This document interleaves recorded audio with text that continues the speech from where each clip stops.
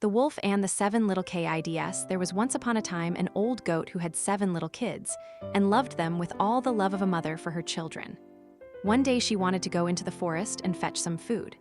So she called all 7 to her and said, "Dear children, I have to go into the forest. Be on your guard against the wolf. If he comes in, he will devour you all skin, hair, and everything.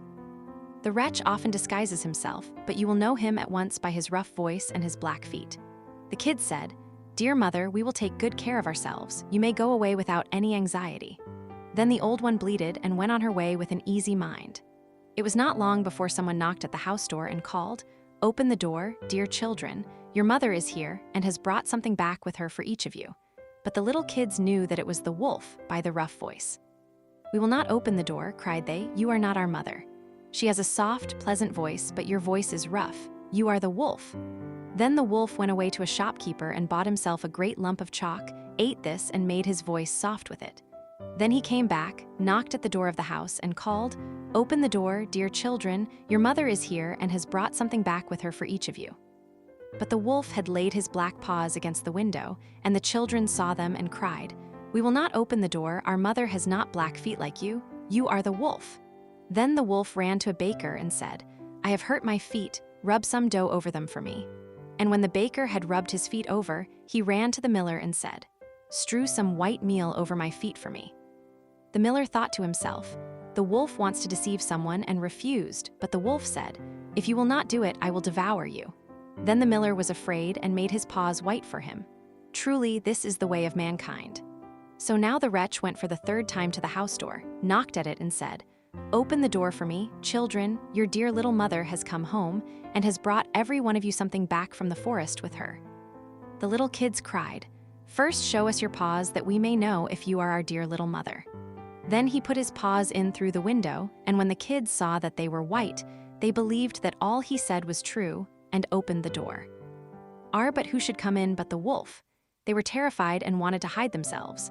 One sprang under the table, the 2nd into the bed, the 3rd into the stove, the 4th into the kitchen, the 5th into the cupboard, the 6th under the washing bowl, and the 7th into the clock case.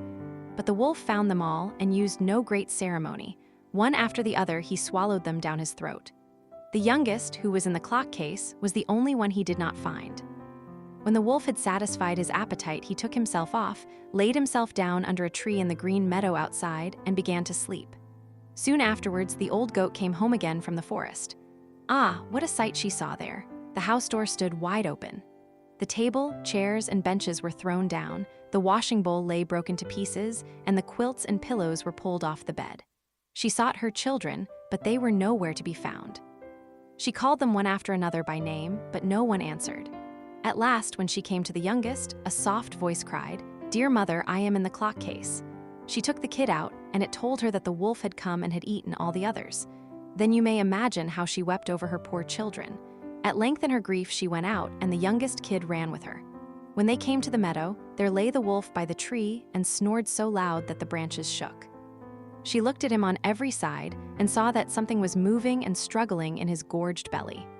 "Ah, heavens," she said, "is it possible that my poor children whom he has swallowed down for his supper can be still alive?" Then the kid had to run home and fetch scissors and a needle and thread, and the goat cut open the monster's stomach. And hardly had she made one cut, than one little kid thrust its head out. And when she had cut farther, all 6 sprang out one after another and were all still alive, and had suffered no injury whatever, for in his greediness the monster had swallowed them down whole.